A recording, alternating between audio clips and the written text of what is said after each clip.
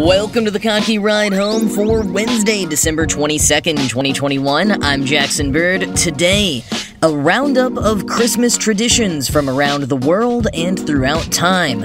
Plus, the U.S. Army is working on a vaccine that could protect against all COVID and SARS variants, including Omicron.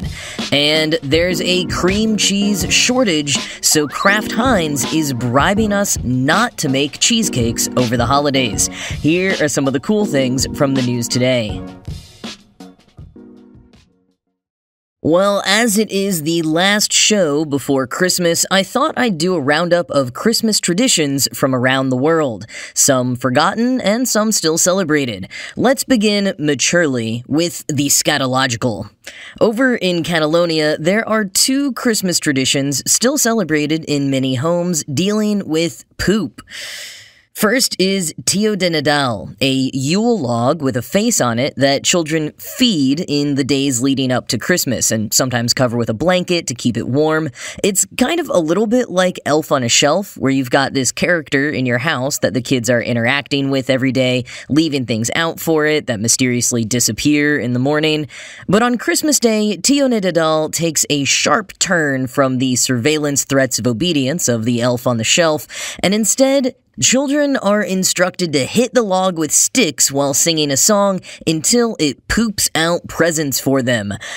I love it. Honestly, this kind of ritual mischief is way more what winter celebrations were always about versus the kind of pious innocence pushed on a lot of kids in certain cultures for the last few centuries, but more on that in a few minutes. So the other crappy tradition from Catalonia is El Caganer. This is a figurine of a guy squatting down and pushing out a deuce that is included in every nativity setting. Some say it goes back to the practice of someone naturally fertilizing the fields back in the 1700s-ish, a task that would have been very important and therefore included in the sprawling nativity displays. But like so many traditions, the origins are a bit murky. If you want to hear more about both El Caganer and Tio de Nadal, I did a segment on them on this exact date last year. I'll put a link to that in the show notes. And another quick plug for a tradition I dove into a bit more in depth this time last year, link also in the show notes, is the German drink Feuerzangenbowle. It begins as a humble mulled wine, but then you dip a sugar cone in rum, suspend it over the wine, and light it on fire. The sugar caramelizes, and bits of it drip into the wine, giving it a kick of sweetness. Sounds amazing. But if you want more deliciousness, bop on over to Japan, where despite about only 1% of the country's population being Christian, Christmas has become a huge holiday. Santa visits, people exchange gifts, families put up Christmas trees, and places are decorated with lights. It's all a secular celebration, mostly focused on joy and happiness, and Christmas Eve is also set aside as a kind of Valentine's Day when couples spend time together and get each other gifts. The more famous Japanese tradition you might have heard of is eating fried chicken on Christmas, specifically from KFC. Quoting Steven Johnson's roundup of Christmas traditions in Lifehacker, KFC generates 5% of its annual business on that single day. Like all good secular holiday celebrations, the trend began with marketing. Back in 1970, the manager of the first KFC in Japan began advertising fried chicken meals as a way of experiencing a traditional Western-style holiday. It caught on, and now KFC on Christmas is so popular, Japanese people have to order weeks in advance. End quote. Another secular, kind of commercial tradition happens over in Sweden, where every Christmas Eve, most of the nation gathers around their televisions to watch old Donald Duck cartoons. And not even just the Christmas ones, but a whole mishmash of Disney clips and shorts from the 30s through the 50s. It's actually a special that Disney aired in December 1958 called In America, From All of Us to All of You, and it opens with a greeting from Walt Disney himself. It first aired in Sweden in 1959, called over there Kalle Anka och Hans Vannar önskar God Jul, or Donald Duck and his friends wish you a Merry Christmas. As Charlotte Hagstrom, an ethnology professor at Lund University, explained to Slate's Jeremy Stahl back in 2009 after he experienced the tradition with his wife's Swedish family, part of what helped the tradition take off in the beginning was the fact that in 1959, Swedish families were just beginning to own television sets, so the activity was a novelty. And also, there was only one channel at the time, and the what would become annual airing of Kalle Anka was the only time of the year in which they got to see Disney cartoons. So it was a pretty special and unique thing. Hagstrom believes if the cartoon had aired at any other later time, it wouldn't have captured the nation's attention and love quite as well.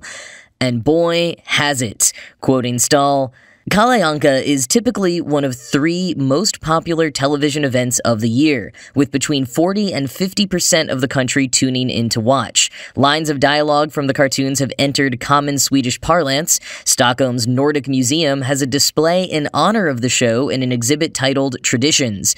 Over the last half-century, the characters and sketches have become as much a part of the holiday as the Christmas tree, so much so that each time TV1 has suggested modifying the schedule, public outcry has forced the network to back down. End quote.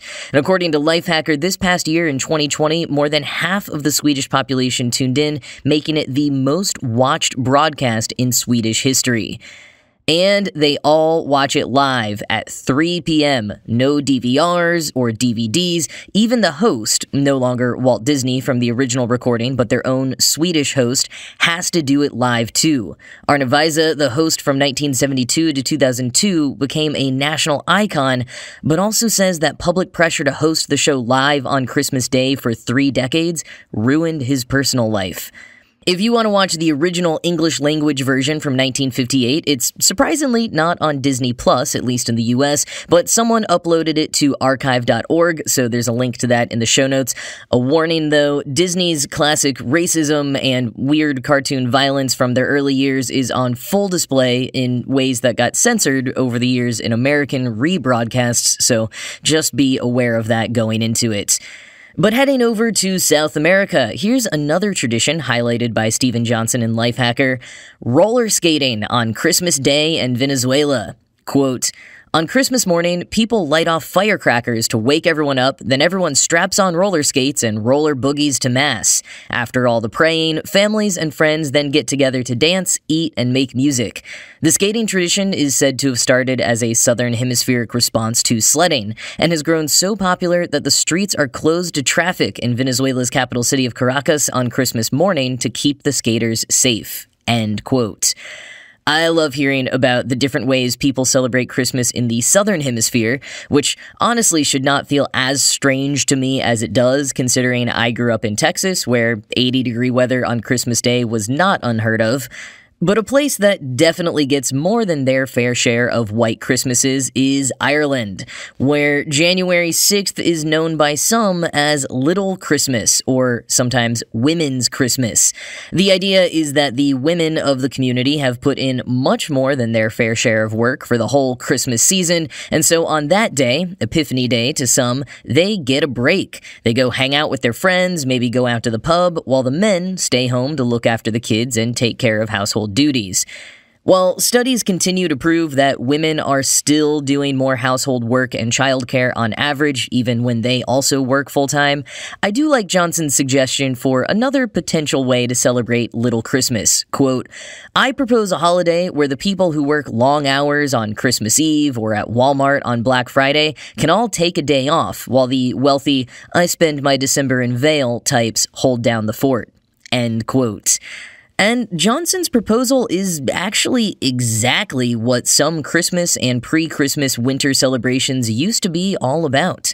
Historian Stephen Nissenbaum explains what he calls the practice of inversion in roughly 17th century Europe and its colonies in his book, The Battle for Christmas. Quote, Christmas was an occasion when the social hierarchy itself was symbolically turned upside down, in a gesture that inverted designated roles of gender, age, and class. During the Christmas season, those near the bottom of the social order acted high and mighty. Men might dress like women, and women might dress and act like men. Young people might imitate and mock their elders. For example, a boy might be chosen bishop and take on for a brief time some of the authority of a real bishop. A peasant or an apprentice might become Lord of Misrule and mimic the authority of a real gentleman.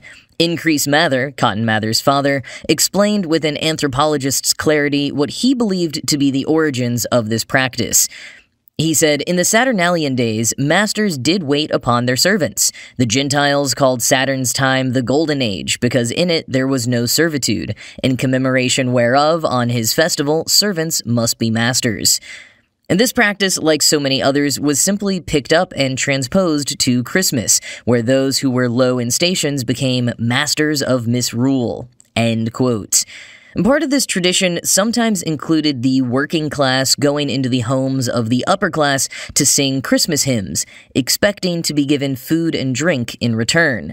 And while there are records of it getting out of hand and being ill-received by the upper classes at times, for the most part it was seen as a way to reinforce class divisions and for employers or the landed gentry to make up for shorting or abusing their staff and tenants throughout the year by giving them a big Christmas treat. Another side of it, though, was that inversion. Sometimes it wasn't just hymns being sung, but costumes being put on and all kinds of mischief being played, door to door and in the streets with impromptu parties. This was called masking or mumming, and wasn't exclusive to Christmas. It would happen on many festival days across cultures. And yes, all of these traditions in a sort of meandering way is how we ended up with trick-or-treating at Halloween. The drunken revelry, licentiousness, and cross-dressing that all ran rampant for as much as a few weeks around Christmastide each year were all reasons that the more buttoned-up religious folks like the Puritans actually banned Christmas for decades. But it's always tough to root out long-held and fun traditions. Quoting Leslie Feinberg's Transgender Warriors, despite numerous local and royal edicts banning, masking, and mumming, festival days continued to be marked by women dressing and masking as men and men as women. Trans expression emerged in culture throughout Europe in holiday celebrations, rituals, carnival days, masquerade parties, theater, literature, and opera. That's why cross-dressing is still part of holiday festivals today in the United States, like the Mummers Parades, Mardi Gras, and Halloween. End quote. And yes, even mummers parades still happen. A big one on New Year's Day has been going on in Philadelphia since 1901, and they're not letting even Omicron stop them this year. Although they did require all parade participants to undergo a sensitivity training course, because, a tradition of inverting things like gender and race can easily become pretty offensive these days. Just because it has a historical precedent doesn't mean it's okay. Often the opposite, really. But anyways, that was just a taste of the many fun, fascinating, and straight-up weird traditions from around the world and throughout time. Humans have always gotten up to bizarre activities when trying to create meaning or blow off some steam. A lot of it goes unrecorded, unless it has something anchoring it, like a holiday, to give it relevance to historians, which is part of why I like looking back at holidays so much. I like figuring out why we do the strange things that we do, and learning about some of the even weirder stuff that we used to do.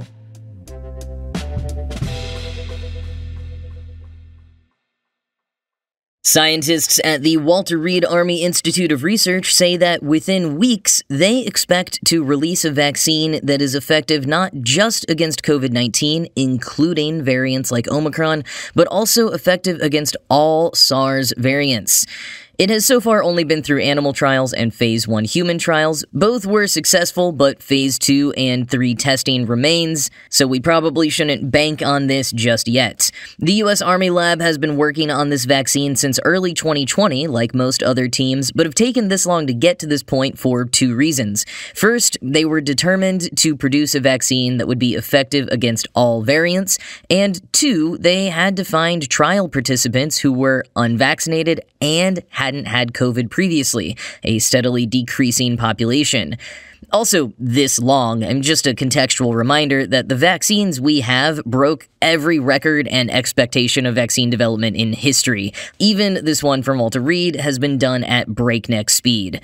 Quoting Defense One, unlike existing vaccines, Walter Reed's spike ferritin nanoparticle, or SPFN, uses a soccer ball-shaped protein with 24 faces for its vaccine, which allows scientists to attach the spikes of multiple coronavirus strains on different faces of the protein. The next step is seeing how the new pan-coronavirus vaccine interacts with people who were previously vaccinated or previously sick. Walter Reed is working with a yet-to-be-named industry partner for that wider rollout. End quote. SPFN, designed on a new platform called Self-Assembling Protein Nanoparticle, would still require 2 doses, for this one 28 days apart, at least based on findings so far from Phase 1 trials. The U.S. Army is not the only one working on a pan-coronavirus vaccine, as I've mentioned previously. Figuring out a vaccine to protect against all variants, all SARS variants, or one that would protect against the flu and COVID in one jab are all being worked on. But this is the furthest along one of those seems to be.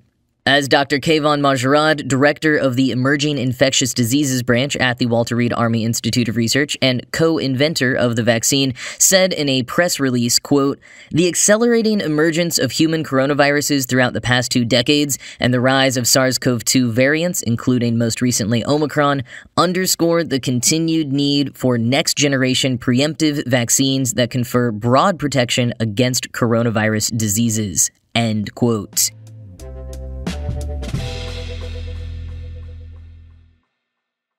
In case you missed it, there is a cream cheese shortage happening in the U.S. The New York Times reported earlier this month that bagel shop owners have been struggling to get their hands on the unprocessed, unwhipped, raw version of Kraft Heinz's Philadelphia cream cheese that they use as a base for their independent recipes. Quoting the Times, Jenna Thornton, a Kraft Heinz spokeswoman, said in a statement that the company was seeing a spike in demand for several of its products. To accommodate the increases, she said the company has been shipping out 35% more product than last year to food service partners, including bagel shops. We continue to see elevated and sustained demand across a number of categories where we compete, Ms. Thornton said in a statement. As more people continue to eat breakfast at home and use cream cheese as an ingredient in easy desserts, we expect to see this trend to continue. Problems have popped up at every point along the supply chain that brings cream cheese from factories to the morning bagel, said Phil Pisano, a sales representative at Fisher Foods, including a labor shortage in the manufacturing sector that began at the height of the coronavirus pandemic, a lack of truck drivers because of resistance to vaccine mandates, and a scarcity of packaging supplies, end quote. To help tamp down demand and disappointment, Kraft Heinz came up with a creative solution for consumers. They literally paid people $20 not to make a cheesecake this holiday season. They said in a video, quote, "This year, turn that famous cheesecake into those famous brownies. End your meal with a friendly fight over the last holiday cupcake. Share some cookies. Anything that'll make you feel anything in that cheesecake-shaped hole in your holiday heart. You bake it, we'll buy it. Or get it store-bought. Pretend you baked it, and we'll buy that too." End quote. Now, unfortunately, the promotion, which was open to 18,000 people during drawings last Friday and Saturday, has already sold out. So my apologies for not catching this and alerting you sooner, but, it's such an interesting pandemic flex that I just had to share it still. I mean, the video ad they put together literally shows an empty grocery store shelf and says, "This is not an empty shelf. It's a holiday tradition waiting another year." Brands being forced to acknowledge shortages in their marketing, especially in video ads, for some reason just really underscores for me how strange this extended pandemic era is.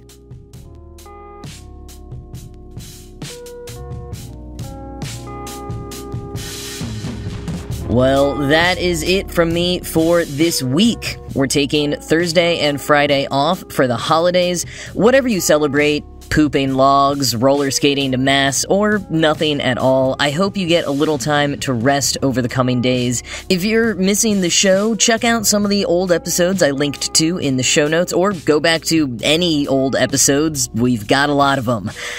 But that is it from me for this week. As always, this show was produced by Ride Home Media and Kottke.org. I am Jackson Bird, and I will talk to you again on Monday. Happy holidays, and stay safe out there.